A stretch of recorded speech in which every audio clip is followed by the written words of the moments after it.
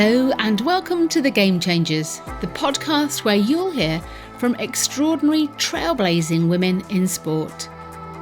I'm Sue Anstiss, your host, and I'd like to start with a big thank you to Barclays for once again sponsoring this series of The Game Changers. There are a few brands across the world who are doing more for women's sport. Barclays are title sponsor of the Women's Super League, and they also back the FA in the fantastic work it does to ensure that by 2024, every schoolgirl across the country will have a chance to play football. My guest today is someone that's ensuring football has a massive impact for young women in the UK. Francesca Brown is the founder and CEO of the Goals for Girls development programme. Fran's globally recognised for her incredible work in empowering young women through sport and education. She is a Prince's Trust Ambassador, a recipient of a Young Achievers Pride of Britain Award and a trustee for the Football Foundation. Francesca is also an international speaker, activist, mentor and coach, and you'll understand why she's received such acclaim when you hear her incredible story. I had heard Fran say that growing up all she had was sport and her grandmother. We were obviously going to talk a lot about sport, so I asked Fran to start by telling me more about her grandmother. She's definitely someone who I looked up to as a role model. She is somebody who has taught me a lot about patience, driving for your goals, and not being too hard on yourself. I think a lot of people in today's generation we're so hard on ourselves to achieve our goals that we kind of forget the journey, the pathway we've been on to get to where we are now. And she's definitely taught me to appreciate the pathway I've been on to get to where I am now. She's just phenomenal. She took me in when I was about 13 years old, and I lived with her. I was in and out prior to that, in and out of her house anyway, living with her. But her and my grandfather, they just did such an amazing job in ensuring that I had the proper life values instilled in me, and that I really did believe in myself and I could go after my dreams no matter what was in my way. So yeah, she's absolutely an amazing woman. That's fantastic to hear, isn't it? And can you tell me a bit more about your family background, your history? Where were you brought up? Manchester. So yeah, as you can tell, my accent. So I was brought up in Manchester, literally born in Fallowfield, which is near Moss Side, and then was brought up in Sale in Manchester. Basically, my mum, we didn't have the strongest of relationships, and she was studying a lot at the time. So she did rely on my grandparents a lot to pick me up from school, obviously cook me my dinner, take me to if I had to go to training or athletics. And it was one of those balances where I might as well just have been there full time, if that makes sense. But yeah, I had when I was young, I had a very sporting background. And I think that's what kept me going through all my ups and downs through my childhood, really. And how did those ups and downs you mentioned impact your mental health and well-being at the time as a teenager? For me, I didn't realise I was going through mental health issues. In today's society, it is spoke about a lot more, but when I was growing up, it was more of a taboo subject. It wasn't something which someone would sit down and start having this discussion with. And I just thought it was that transition through childhood into your teenage years, that this is just normal. It wasn't until I got older that I realised that all the issues and barriers I was facing growing up, like for example, my dad wasn't around from a certain age, and I was in and out of my mum's house, had a very sticky relationship with her, and then the fact that obviously I was then with my grandparents from a very young age, and then just that transition of just becoming a young woman in itself, and the fact that when you're a young woman, you generally sometimes don't know who to turn to speak about things like periods or relationship issue or friendship issues or just your general body issues. So for me, I kind of enclosed that all within, and through doing so, I led myself through a very dark hole where it was very difficult then to get out of. And from, I think it was the age of, it was 15, I tried to take my own life. Oh, wow. And that was just all because of the fact of me not understanding what I was going through and the fact that I didn't speak to anybody about it. And it wasn't until I went through therapy I actually realised what I was going through and what the triggers were for me going through these things, and what I had to avoid to stop me from kind of relapsing into this this mental block. It was simple things to the more drastic things of the fact that your parents are not telling you they're proud of you, or that they love you, or that you don't worry, you'll get it right next time. Just little things like that which pick you up.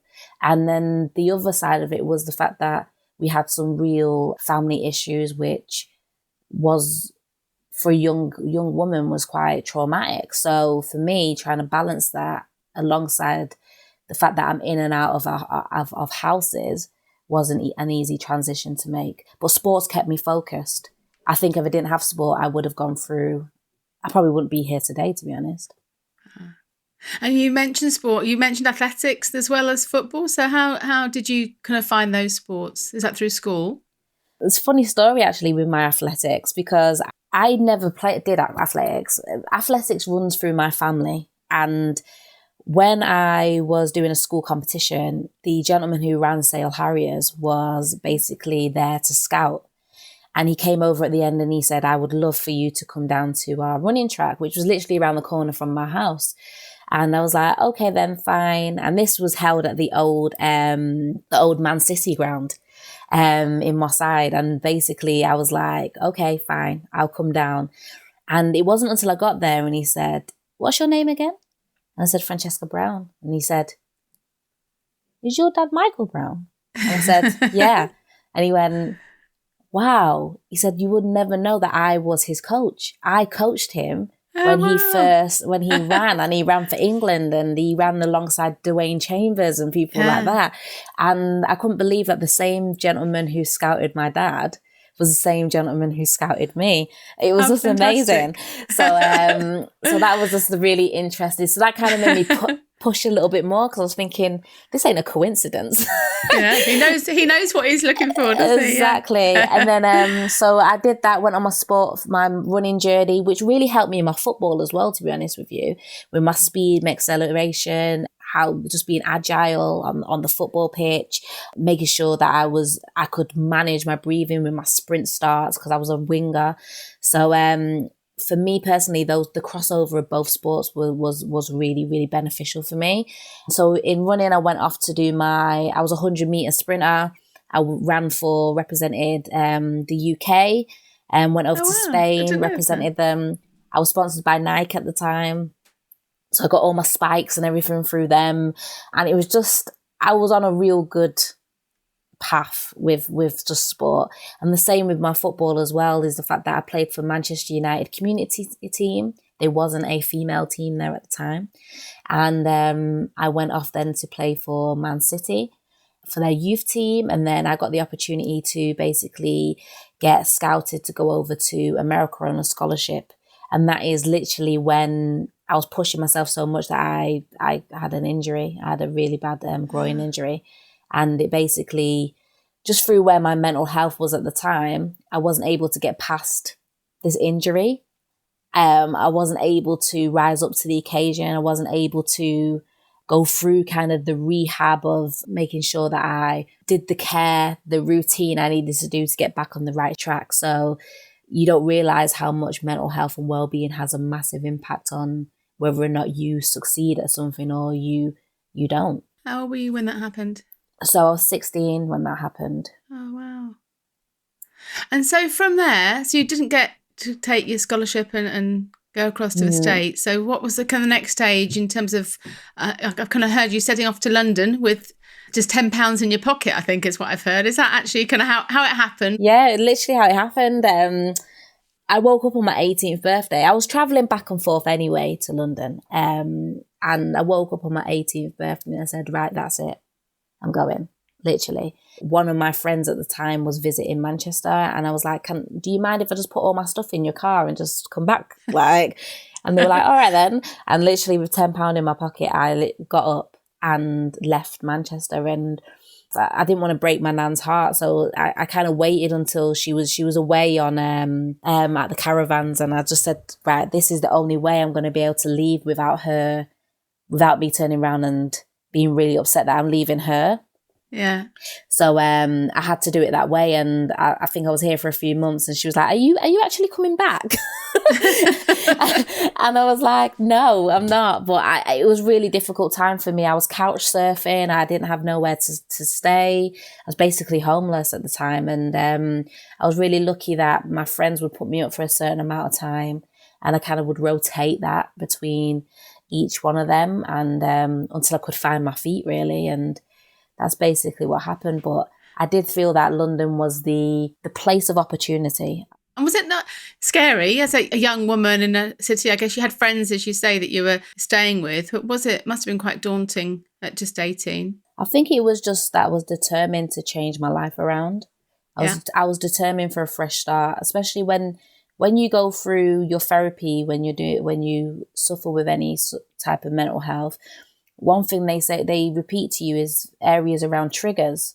And one of the triggers for me, which I didn't realize, was just Manchester in a whole, like just me being there. It was bringing back memories and feelings which would put me again back into that dark hole. And no matter what therapy or strategies I was using to cope with that, the mechanisms, it just wasn't working for me. And I felt that I always felt better when I was away from Manchester.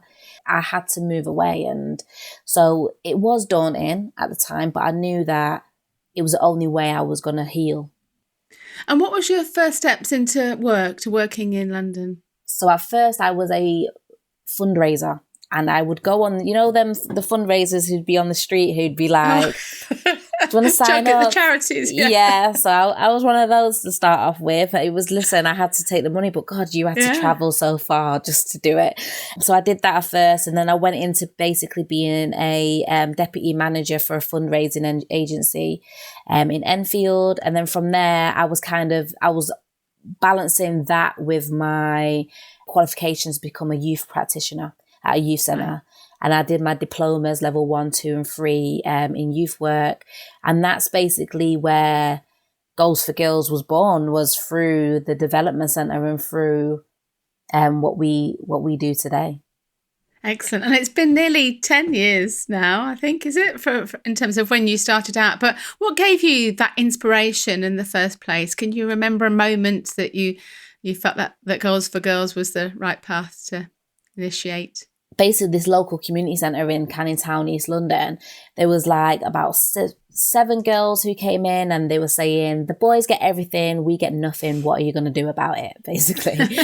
And I was like, okay. And then we got them down, we sat them down in a round table, and we said, look, what would you want your community to offer you? What would engage you? And through that, they were able to brainstorm everything that they wanted from their local community.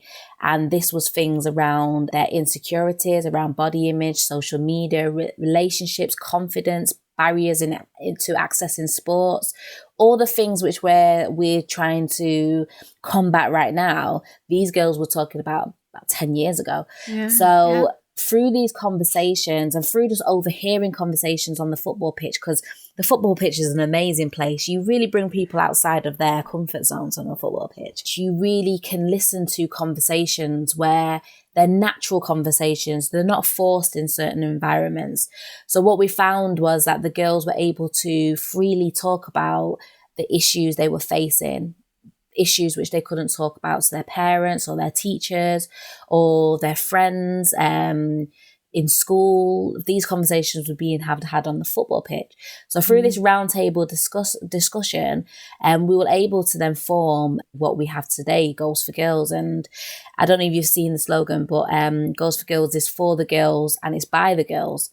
And the reason why we say that is because everything we deliver, from the classroom to the football pitch, it's a need, and we only implement things they've asked for. So we cater our programme yearly around what it is they need at that moment in time in society. And how did you find it easy to get people to listen to what you were going to do and to support your ambitions? Did people, clearly the girls were on board, and that's fantastic that they helped shape that, but did other people around you support your ambitions? Still to this day, it's a struggle. These are conversations which are modern day conversations we're having. They're not taboo subjects. We are that when you turn on your television, you see it around stopping, let's say, cyberbullying. You see these things happening. It's being advertised, but still, as a relatively small organization, we are still finding that we're still having to convince people and kick down doors in regards to ensuring that our young women and girls are given the opportunities that they deserve, the opportunities which they are not given because they are from marginalized communities. So we've got to continue screaming from the rooftops in order to make our voices heard. It's surprising that one of the institutions is schools. Like, we're having to convince still within schools that they need to have these sessions for young people. They need to ensure that young people are not only coming in and you're ticking a box just to get them through school, that we're actually looking out for their mental health and well-being. I don't think a lot of people realize that young people spend more time outside of their homes in school than they do at home. So if you've got a parent who's from a marginalized community and that she is working so hard just to put food on the table, at home these conversations are going to often be missed. So a lot of young people, like I was, are going to be living inside their heads. And if we don't give them a platform to make their voices heard, then not only are we failing them, but how can we actually ensure that we are putting the right things in place so that the next generation of people are better than the last generation? And one organisation that did support you in the early days is the Prince's Trust. Yes. So can you tell me a little bit more about how they got involved and what impact that had for you in the early days? Yeah, so I wasn't from a business background. I never went and studied business. So for me, I just had a love for sport, a love for young people, and a passion to create change. So I had to kind of educate myself to gain that knowledge. But also through the Princess Trust, I was able to gain a mentor to guide me through that process of launching the organisation. The organisation was already trialling for 2 years. We had a product there which was going to work and we could scale nationwide. So yeah, they helped me with things around like cash flow. I didn't even know what cash flow was. Building out your business plan. I didn't take up the opportunity to take the grant. For me, it was more of the knowledge and the support and the mentorship I was going to gain over the years rather than taking financial aid from the Princess Trust. So through that knowledge and experience and just through that support, I was able to really push the program in the right direction and really support hundreds of young women. Yeah. And you've explained there that Goals for Girls is so much more than a football programme. So what do you think it is that makes it so special and so successful? So Goals for Girls is a personal development program and mental well-being program that is underpinned, like you rightly said, Sue, by football. We exist to support young women and girls aged 11-16 living in areas of high deprivation by raising confidence, aspirations, motivational skills through sports and education. And we do this by breaking down social, personal, educational barriers, which just help young women live a healthier and happier life. And I feel that what makes us stand apart from a lot of other organisations out there is the fact that, for one, we combine the sports with education. For two, as well, that we are a female-led organisation. So everyone on the forefront of the organisation who delivers is female. And we do this on purpose to break down social, cultural barriers for young women and girls. We found in the early days of forming Goals for Girls that, especially working within East London, where there's basically a diversity of so many cultures, we found that a lot of parents were not happy to have a male coach coaching their child at that time. So what we found that we had to do was break down this barrier to ensure that we could deliver all the other areas and have a long-lasting impact on the young people we work with. And the only way we could do that is by having a female-led organisation. And representation for us is key. If she can see it, she can believe it. And if she believes it, she can break down them barriers. So from the minute they step foot in their mentoring classroom, or the minutes they step foot on the pitch, they see someone who represents them.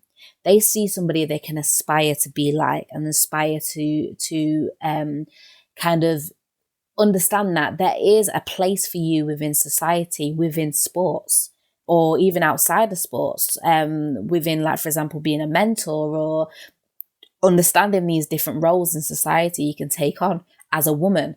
And for us, by breaking down them barriers straight away, we were already engaging them in order to have a long-lasting impact for the young women and girls. And how do you find the girls, or how do the girls find you in terms of the programme? They find me. I find that they see me as almost a mother figure.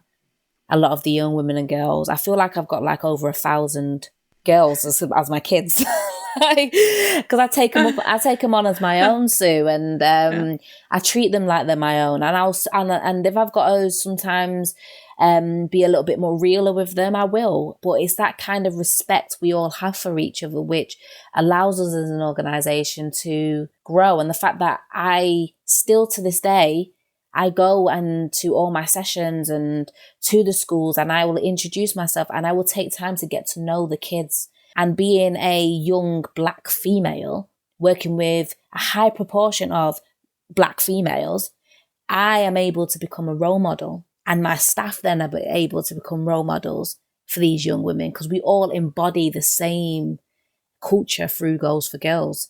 So these young people, what we find is, a lot of them ask us, can we be a coach for Goals for Girls? And can we be an ambassador? We have an ambassador program for Goals for Girls as well. And we find that without us even knowing, when these young people are asked who are their role models, or what's influenced them, or what's got them through school, a lot of them will turn around and say, Goals for Girls. Goals for Girls has given me a positive outlook on life to allow me to grow and fulfill my dreams. So just through that whole process we embody, we're able to influence so many young women. And you mentioned there, it's obviously mentoring's a huge part, but you have some really talented athletes progressing through Goals for Girls too. So how does it feel when you see those girls go on to play for your partner academies and so on? Oh yeah, we have a whole reintegration and development pathway for our young women and girls. And through our development pathways, we're able to not only give them career options, but also sporting options. And through the sporting options, we are able to partner with clubs and WSL clubs as well, where these girls kind of get an opportunity to be seen. And we'd find that a perfect example is prior to obviously Karen Hills not being at Tottenham, she used to come down and actually watch our girls play. And this was outside of trials, to see whether or not she can give them an opportunity, because she believed in the process of the program. And she also understood the fact that these young women are not always able to attend certain trials or things like that because they financially can't, or their parents can't take them. So she would take her time out to come and actually support the young women and girls. That's what was special. And that's what's special with the relationships we have through the partnerships we do have, is that they all believe in the Goals for Girls process. And I see a few of the girls now, some have played internationally, some are here, some have gone off to college abroad. And just seeing that whole process and knowing that if I had something like this in my life when I was growing up, I probably would have been that pro athlete I always wanted to be. But one thing I do believe at the moment is this was my purpose. This is what I was meant to do, so that I could give this knowledge and experience to hundreds more young women and girls throughout the UK. That's a fabulous outlook, isn't it? I was going to ask you whether you ever felt that could have been me, almost, when you see those girls go on to achieve. But I love that approach, that actually it's your pathway to enable hundreds more to do the same. You mentioned role models, and it's brilliant to see amazing women like Eni Aluko and Jill Scott, Anita Sante, who are all guests on this podcast, but they're supporting your work and coming down too. So do you feel that girls do lack role models in sport generally? I do, yeah. I believe that there's certain areas where, yes, there's females out here who are being highlighted, represented, their voices are being heard. But we need to remember as well that not everyone wants to be a footballer. This is why our program is so diverse. You've got young people who actually may want to become a lawyer, or who may want to go off into the sporting industry and do other roles. But these role models have not been highlighted to them of who above them are within these FTSE 500 positions. Like there's people out here who are not represented, who are not put in the public eye, who are not screaming and shouting from the rooftops, who are not highlighted when they make it in a male-dominated environment as a CEO or wherever that is. So, yeah, I do think there's a lack of representation. And I think there's even more lack of representation for the Black and brown community. I think for our young women and girls, especially the ones I work with, is that they can't see themselves in a lot of women who are represented. So, yeah, I do think there's a lot more work to be done in regards to ensuring that we can provide more outlook on these female role models. And we're really lucky that we do have people like NA and Anita who really understand the fact that it wasn't easy for them to get to where they've got to, and they now have a platform and they really take the time out to commit themselves to charities and organizations like Goals for Girls, where they know they can influence and have a very long lasting impact on just them sparing an hour of their time. Like we had Anita the other day doing, over the lockdown period, she did a live football session for our girls. She'd just come back from doing her own personal training session, and she was still committed to making sure it was the best session these girls were going to have and that they will always remember it. And she did a question and answer at the end. And how many times does that happen? Do you know what I mean? On your general Saturday morning. And then at NA as well, she's been so transparent with her journey, her life, and the struggles she's had to get to where she's got to. And I just think as Black and brown women, it's so important to really show these girls what you can be. That's fantastic to hear that they're out there and making that impact, isn't it? It's that ripple effect as well, kind of working with those girls and how that impacts them and moves on. Excellent. I'd like to talk to you a little bit about the FIFA Women's World Cup in 2019. So were you part of the record-breaking workout? Yeah. So we a big part. Yeah.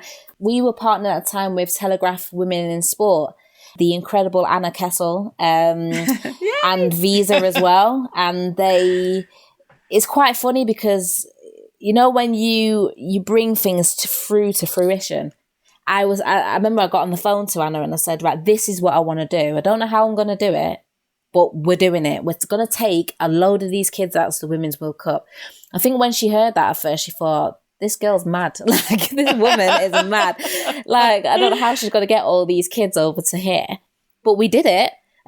We partnered up with Twitter, with Telegraph Women in Sport and with Visa. And collectively, we all came together and created this absolutely incredible experience for the young women and girls on the programme. And on top of that, we got to do a mini documentary out of it as well with our two ambassadors at the time, Demi and Aisha. And for me, I was just like, this is a once in a lifetime opportunity. Like it was a massive platform. The whole experience, the whole energy around that World Cup was, yeah, you could feel the shingle, like the tingles all the way up, your arms and everything, the goosebumps. It was, for me, and I'm a grown woman and I've been to so many experiences over the time, but for me, that was a highlight. So I can't even imagine what that was like for our young people. Extraordinary. And I say on a not so positive note, really, but how hard has Goals for Girls been hit by the pandemic? It must be pretty heartbreaking to see much of the hard work you've done for those young girls being not undone, but obviously really impacted. Yeah, the mental health and well-being for us has gone up.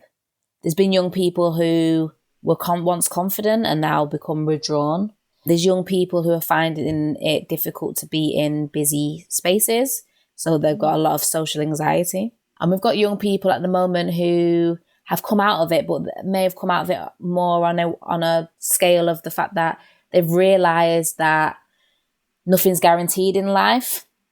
So they have literally pushed themselves to try and achieve their dreams and their greatness and embody that every day. So they would work out through the lockdown, and I think it was a shock to the system. We've got girls on both ends of the spectrum. For us as an organisation, it's been really difficult for us to source funding over this period and keep us running and make sure that we're giving everything we can give. We work with over 400 girls weekly. So we are still working hard to ensure that we can bring the funds in, the funds we especially lost over that period of time, because that's had a massive impact in how quickly we grow as an organisation. We've got 7 schools on the waiting list ready to work with us, and we're not able to go in there because of the fact that we can't literally commit or scale the organisation. Yeah. It's one of those periods where we've had to really not only look out for the young people, but really look out for our staff's mental health and well-being, in ensuring that they can be the best that they can be to deliver the best what we can deliver for our young people. I was going to say, how do you look after you? How do you stay positive personally? Me personally, I have a very strict routine and I don't change it. Every single morning I'll get up. Before I look on my phone, I'll read a few pages of whatever book it is or listen to a podcast. If it's nice outside, I'll have my breakfast with my son and a cup of tea in the garden. And I'll make sure that my routine never gets compromised. I always make sure that when I wake up, I'm in the right headspace, because I still have mental health issues.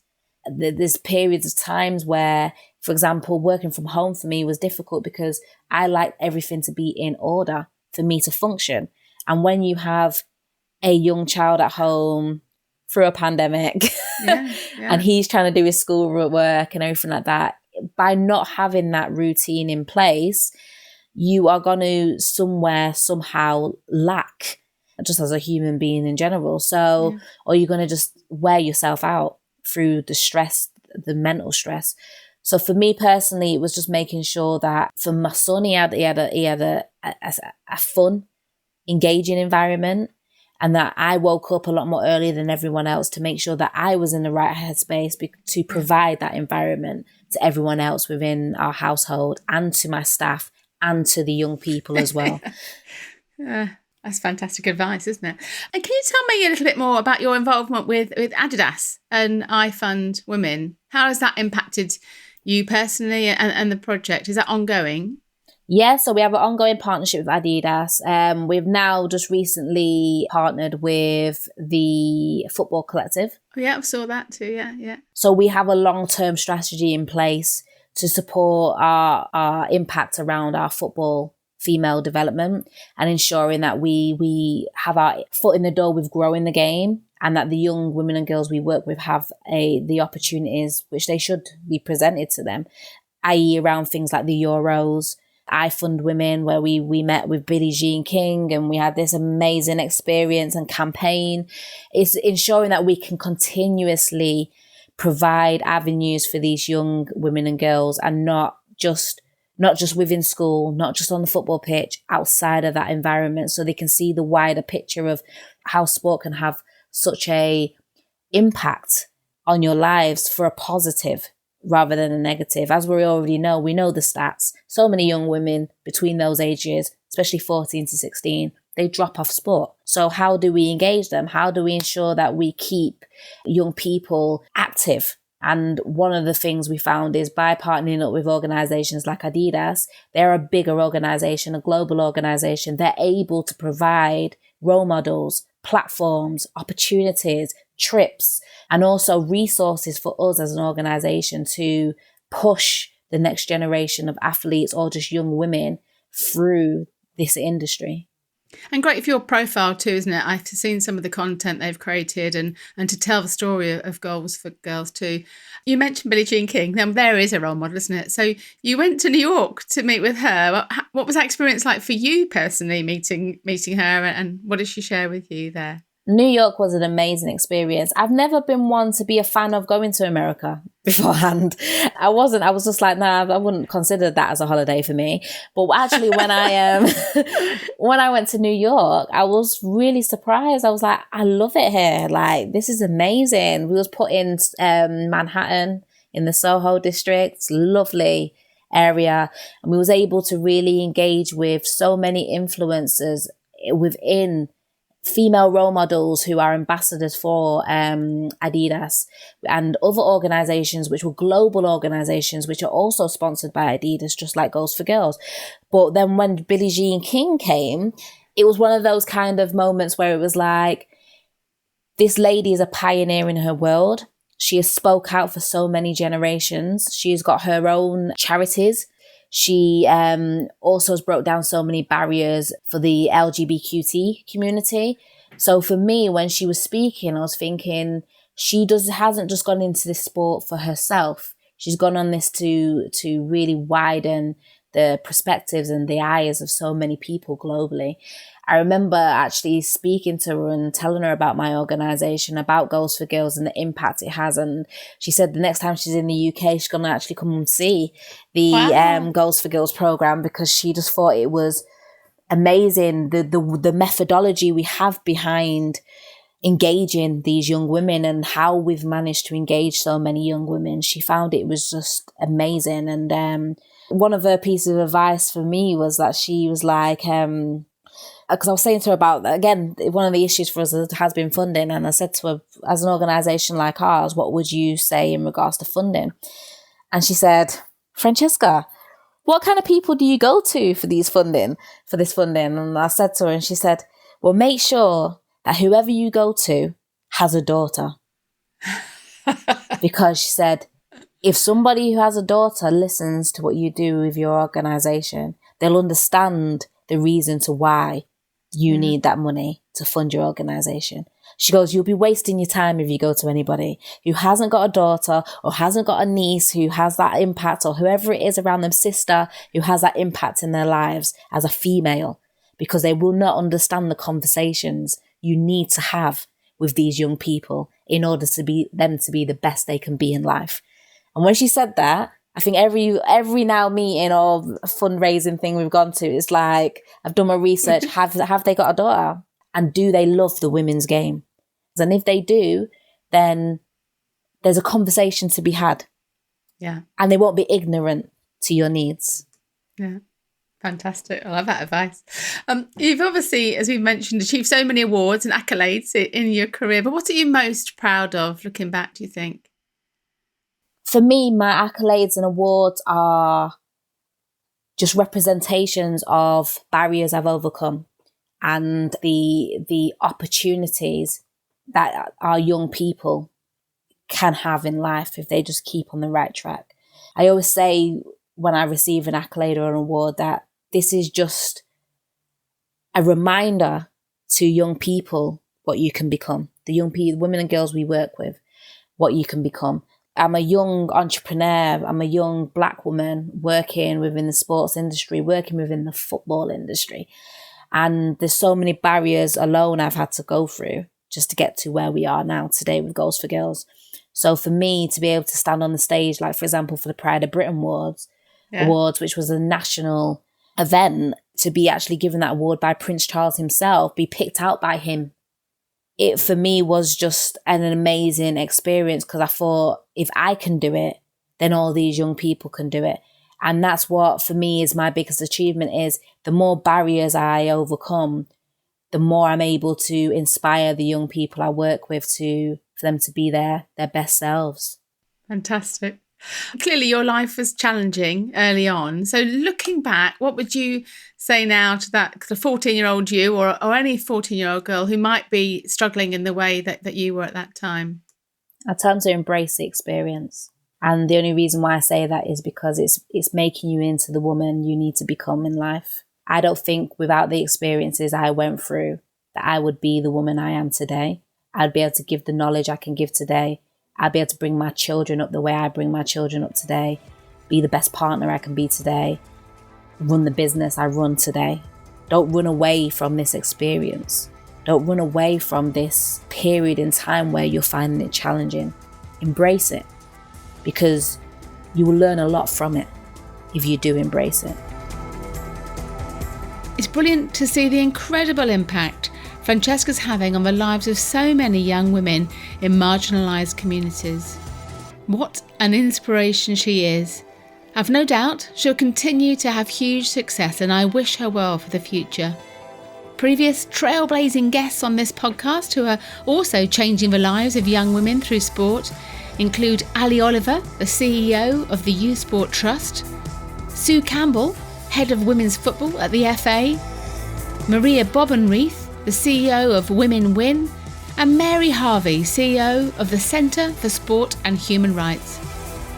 If you'd like to know more about the other work that I do, including the Women's Sport Collective, a network for any women working in sport, please visit fearlesswomen.co.uk. This is also where you can find out more about all 66 of my incredible guests from this and the previous series. You can also listen to the podcast from the website and sign up for our weekly Women's Sport newsletter. Thanks once again to Barclays for their kind support for the Game Changers, and also to Sam Walker, our executive producer, and Rory Askery on sound production. Do come and find us on social media. We're on Twitter, Facebook and Instagram at The Game Changers and at Sue Anstiss. Next week, I'm talking to Carol Bates, the founder of Crawley Old Girls.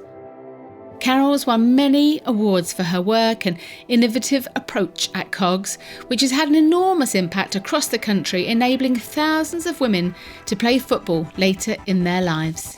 We're just normal women, we've got extra weight and we've got, we're not fit, we're not athletic, and we were running around the football pitch with smiles on our faces and just having fun.